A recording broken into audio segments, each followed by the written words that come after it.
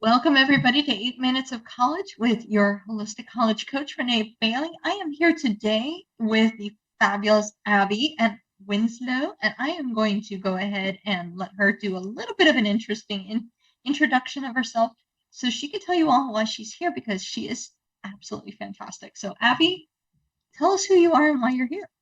Awesome. Well, thank you, Renee.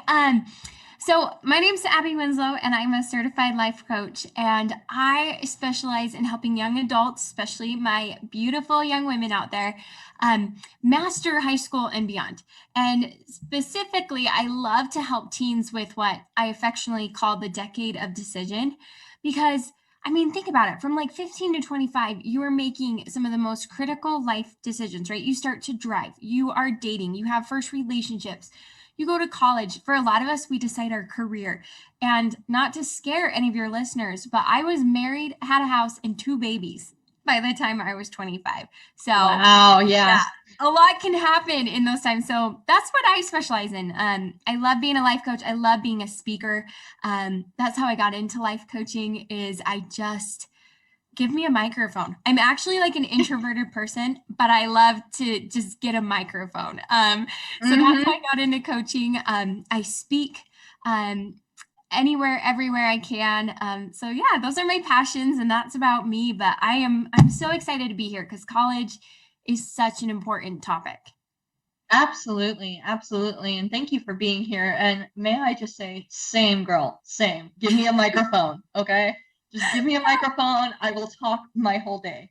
Well, I always, my poor hubby, because I'll go speak to a group of youth or like to some women. And then I come home and I'm like, nobody talked to me. I kind of need to like recharge these batteries. So I'm like, nobody talked to me. I'm just going to like recharge and be introverted right now. But it's funny how it comes out. Give me a microphone and that comes out of me. Yeah, yeah, no, I mean, again, same, because when you're one of those extroverted introverts where, you're able to give all the energy out there when you really want to, and then, but you have to recharge. Absolutely. And there are Absolutely.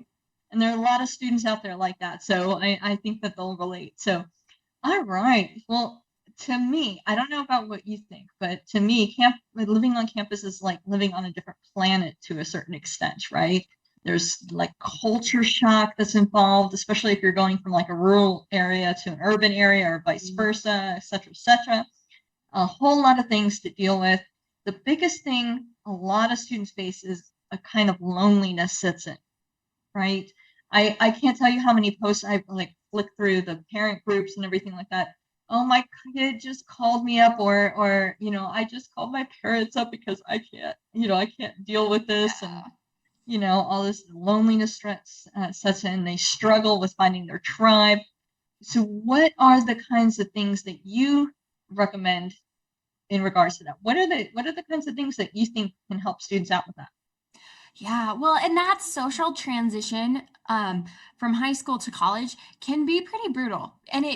And what I have found in coaching teens and young adults that go off to college is you could be the most popular kid in high school and still have a brutal awakening at college. You don't always have to, but they're different playing fields. They're different Mm-hmm. games, and I think a lot of kids are really taken back by that. I've had great experiences where teens have told me they hated high school, and then in college it like clicks and they love their social life. But I would say for the majority of them, it's like, whoa, I have to start over. Like that's kind of the general feeling. I have to start over. Um, so my couple of tips on just like helping you transition into your social life of college is first of all to know your goals when it comes to your social life of college, because for somebody like me, I went to college purely to get my education. I didn't need the social part of it. I wasn't looking for a boyfriend because I had one and I was commuting from home. So my college social life, my goals were super low. I was like, I just Mm-hmm. want to be able to talk to kids in class. Like I don't need a tribe, right? Whereas like my siblings who left home, went up on campus and stuff, they had completely different goals. They had goals of, I want to date somebody. I want to, find those friendships. I want to fill maybe some gaps that I didn't have in high school.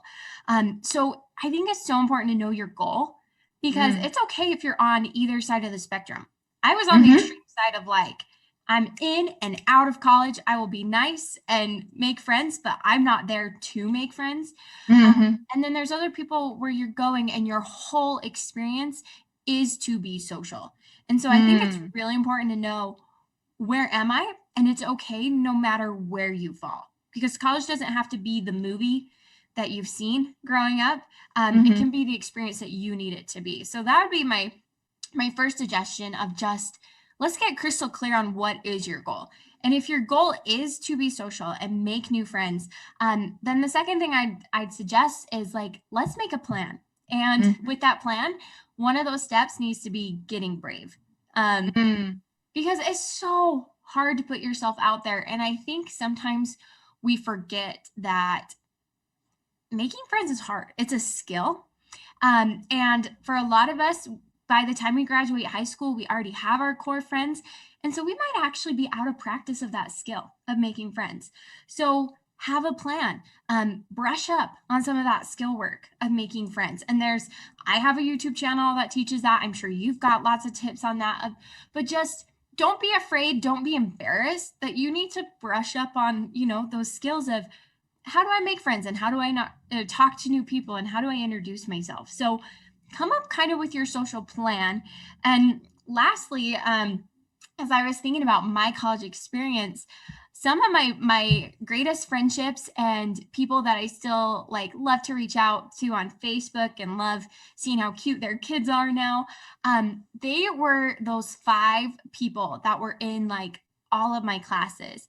And I have found this experience to be pretty across the board with colleges, but there just happens to be, 5, 10, 3, 2 people that have your same major. They're starting at the same time that you are.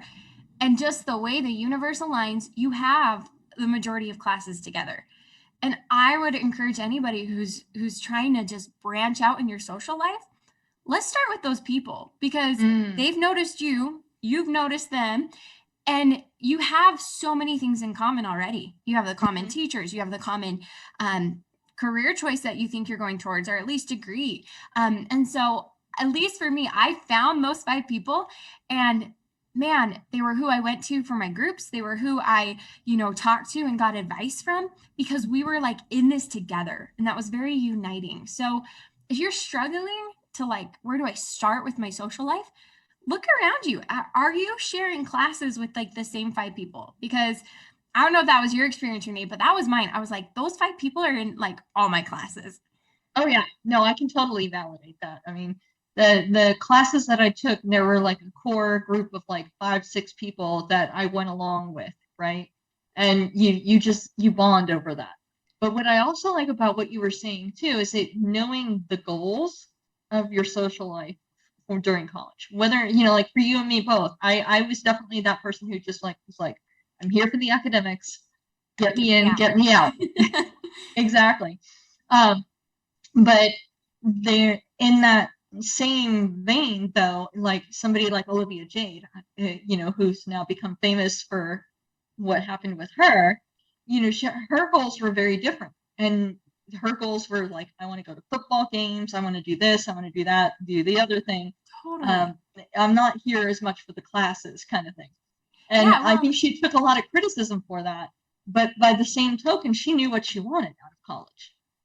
totally. Well, and that's like the whole thing. Like, my plan on being social is going to be so different than somebody's plan who's like, I want to be that social butterfly. And so I need to go to the games and I need to find out, you know, where these things are and what groups and what clubs are going on.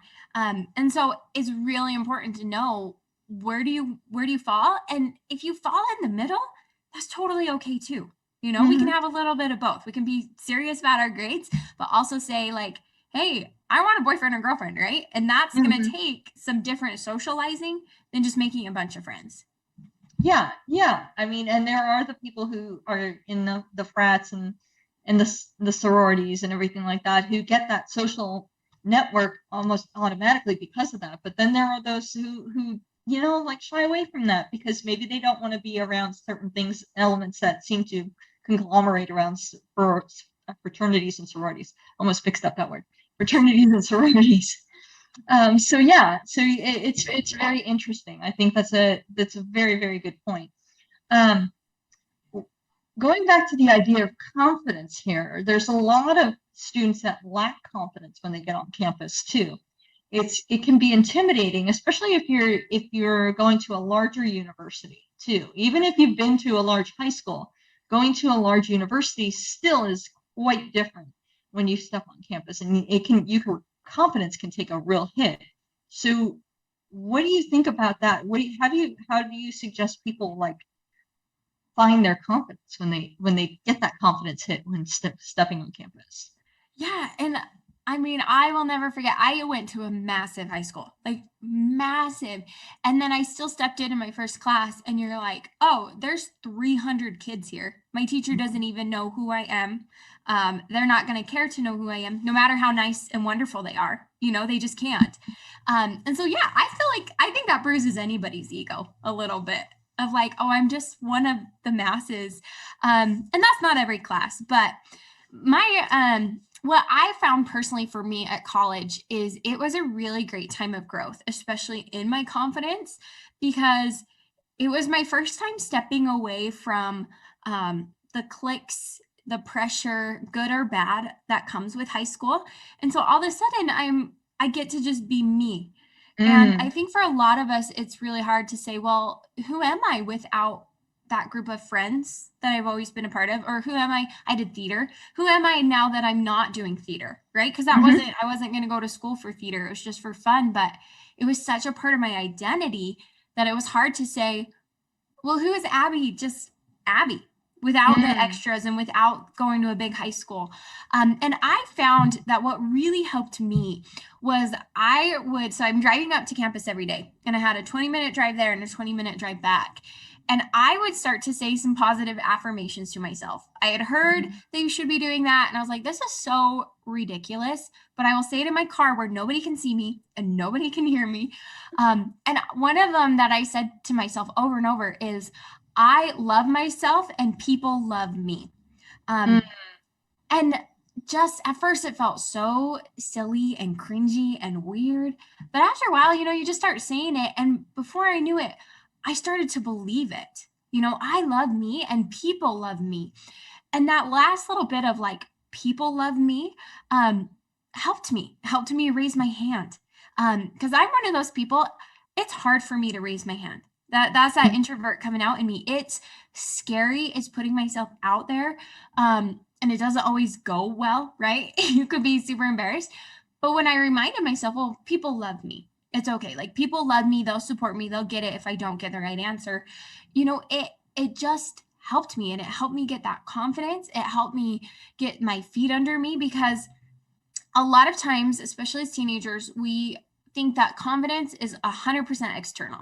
We think it's about how we look and what we wear and the brands, and is my hair styled right? And I think college is a little bit of a rude awakening that it's not the external, it's the internal. And so I would suggest just start talking to yourself like somebody you love. Just start saying some of those phrases that are going to stretch you to be more confident. Like, I love myself and people love me. I get along with people. College is amazing. That's what I would say over and over and over. Because you know what? It's not always amazing, but if I chose to say that, my brain was going to look for all the amazing things college was. So yeah, you're activating that reticular system in your brain.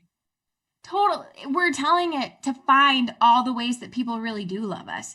And I promise you and your listeners, like, people do love you. You just have to go find your people. And I think you're going to be amazed at how open and willing people are to accept you at college. Absolutely. Absolutely. I love that message. And one of the things I try to instill in students is the idea that college is your chance to redefine yourself. Up until the point you graduate high school, people have been slapping labels on you. You're the smart one. You're the theater person. You're the this, you're the that. And college is your choice, your opportunity to go ahead and remove those labels and be who you want to be and redefine yourself. Absolutely. you're coming into the age at which you are now an adult and you get to do that. You get to do that. And what a wonderful thing that was. Especially, like for me, the things that I was telling myself when I was coming out of that high school to college age is, well, I'm the nerd. I'm the one that, sits in the corner kind of thing. That was my story for myself at that time. Yeah. And when I hit college, it was like, well, shoot, there are 500 people in this classroom. I think I can find a few that's sitting with lunch, Yeah. Well, that kind of thing. So go ahead. Sorry. Oh, sorry. No, I was just saying, like, I love that you said, that was my story. And one thing that I work with teens a lot is rewriting our story. Too often we let other people write our story and say, well, Abby's the nerdy theater girl, right? Or, and so you get to go to college and you get to like throw off those labels. And I do think that if any of your listeners are struggling shedding those labels, they're like, well, I'm still in college, but I feel all that pressure of high school. I have found that that's usually linked to social media. And so it's because we basically have like all those friends, which is awesome. I love keeping those connections, but I also think it's really healthy to shed some of those connections, especially ones that don't inspire you, that weren't really maybe nice to you, that you felt social pressure to keep up with. And honestly, college is a good time too, I think, to take a step back if you're struggling feeling that social pressure of social media, of like, well, I have to show how amazing my college experience is, and I have to show who I'm dating and what I'm doing and that I'm valuable. And it's like, right. No, we can figure this out without the world watching, Yeah, absolutely. And it doesn't have to be on Instagram to be real. Totally, right? So I think the best thing that I've enjoyed, like kind of doing myself, but mostly watching in other people that I love and that I've known since junior high school, is like they won't post for forever, and then boom, they'll post a picture and they've like lost lots of weight, or they've gotten married, or they've like, done all these things, and you're just like, good for you. You know what I mean? Holy cow, isn't that awesome? Yeah. And that's like the emotion that I always check myself. I'm like, can I be genuinely happy for other people? Am I thrilled when I see that kind of stuff? Because then that means I've got social and me and my confidence like in a good place. And that's an excellent point. Absolutely excellent point. And social media can, if we allow it to, and again, like qualify that, if we allow it to, really truly warp the way we see ourselves, because it provides us a perfect vision of imperfect people. Absolutely. Yes. Yeah. So it's very important for us to check ourselves, I feel, to make sure that we're not saying we're watching their highlight reel and thinking that's their entire life. And there's probably a lot more going on in the background. Well, and I just barely, I finished up a book by, an author I love. His name's John, by the way. But he had a great point. He said that we have to be careful what mirrors we're looking in. Am I looking in the mirror of high school me? Because guess what? There are so many things that I regret about high school Abby. There are so many things that if I wanted to, I could just beat myself up. I could keep those labels that I hate, if I want to continue to look in that high school mirror. Because guess what? We're all dumb and stupid at 16, 17, 18, 19, 20 plus years old, right? Yep. And so I think it's important to look at yourself in your college mirror and just say, this is me, and I get to decide who I am, and I'm not going to let it be warped with my social media mirror, and I'm not going to let it be warped by what my old friends think about me. Like, I'm going to keep a clear perspective on who I am and who I'm becoming. Absolutely. I love that. Okay. One last question before I let you go. What is the one thing that you think every college student should be keeping in mind or doing to have a really wonderful, healthy social life while they're on campus? Oh, so when it comes to like a social life specifically, I think it's really important to not only like find your tribe, and we say that a lot, and I know that can mean lots of different things, but I think a lot of us we go to college and we say, oh, I'm going because my best friend is going and we're going to be roommates, right? Or I'm going for, there's some reason that we're at that college typically. It Mhm. might be a boyfriend, it might be a best friend, it might be that's where most of your high school is going. And I think that's awesome. You have this built in social connection. I think it's critical for you to develop at least one friendship that lives outside of the reason you are at college.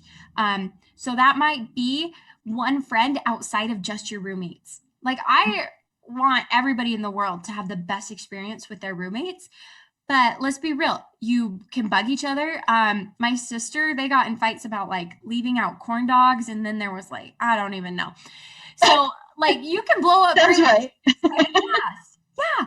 And so I think it's critical for just like a healthy social kind of ecosystem up there to have at least one friend outside of your roommates, one friend outside of your whoever you're dating, your significant other, one friend outside of that high school group that you came up with. Because if we just rely on the people that got us to college or who we're hanging out with right now, there's a chance that that might change. There's a chance that that could break. And I don't want your college experience to go in the trash just because all your roommates turned on you, you There know? you go. So I Yep. personally think it's really important to just start to create a spider web of like, okay, I have these friends in this class and I met these new people and I know people besides, the ones that I'm just hanging out and dating. Yeah. Yeah. No, that's awesome because here's the other thing that I try to do, and for some reason it's just very innate in me. Is like I like to connect people Oh, yeah. to, I'm a big like connector person of people. So like if I know somebody over here that really is good at math and this person's struggling, I'll be like, ah, you two need to meet, have a study sesh, okay? Let's do this. I'm that kind of person. So that having those different webs works well in that way. And actually, if you cultivate that skill within yourself, that actually really helps you out in your career as well. Oh, totally. Well, and I remember, I believe it was Brendan Burchard. Like I was listening to him and he was saying, you have got to be a networker. And I was like, oh, I hate networking. But he meant it in the way that you just said, which is actually the way I love of saying, oh my gosh, I see a need and I know this person. How about we all get together and have lunch and I'm going to introduce you, you know? And in some of my videos where I teach teens about being popular, it's actually a tip I share of saying, you need to be the connecting piece. You need Mm-hmm. to be the piece that's welcoming, that's open, that says, hey, Jane, come over here and meet Billy Bob. Hey, Mm-hmm. Billy Bob, how about you come and step into our group, And we don't say this, but you look around and you say, oh, I noticed that they're kind of eating alone. Or I noticed that, they always go study off by themselves. Why don't you join us? Mm-hmm. And I mean, that speaks to how big you are as a person, but it will greatly expand your social circles because people will know you're safe. I talk about that with teens a Yes. lot of like, you want to be somebody that's safe. And I don't mean like that we're not going to hurt somebody, but that we like are going to, I guess I do, like emotionally protect somebody. We're not going to put them down. We're not going to exclude them. And they Mm-hmm. know that if they see me, they can talk to me. If they need somebody to sit by, it can be me. Yeah, absolutely. It's so funny because one of the best experiences I had within my dorm is like and he became my best friend throughout college and a little bit beyond, is I had a guy come over and he's like, I understand that you know gymnastics. I'm like, yeah. I'm thinking, what is this about? Does he, I was like, is he one of those guys that wants to test your flexibility? What's this? You know? Yeah, you're like, okay. Okay. And he comes to me and he's like, I want to learn how to do an aerial. I'm like, okay. And we got to have the best conversation and became best friends because he wanted to learn how to do an aerial Yeah, and that kind of stuff. So I love that kind of interaction. And I think networking like that, I think that kind of networking is fabulous for both, just your social life and potentially your career too, because those are gonna be the people who are like, oh, I heard about this job at my company. You need to apply for that and I'll put in a good word for you. absolutely. And that becomes vital when you're a senior and you're like, oh, my child life is going to end because I have to go get a regular job, and I You have found to adult now. I'm like, you have to like grow up for real when you get a job. And I found for me personally, the hardest thing I ever did when it came to my corporate career was getting my first job out of college. Mm-hmm. So Absolutely.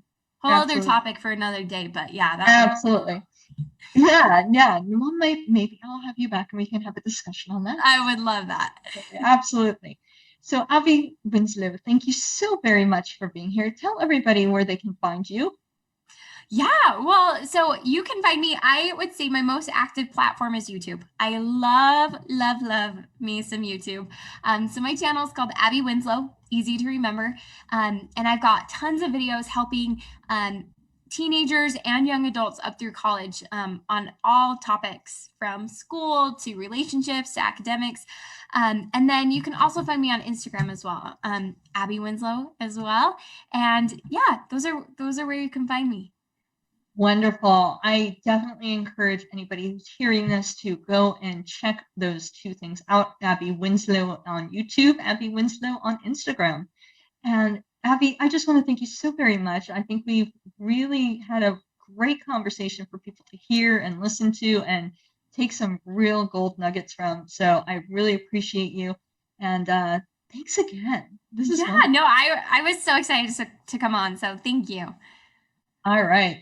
All right, everybody. Thank you again. And we will see you next time on 8 Minutes of College.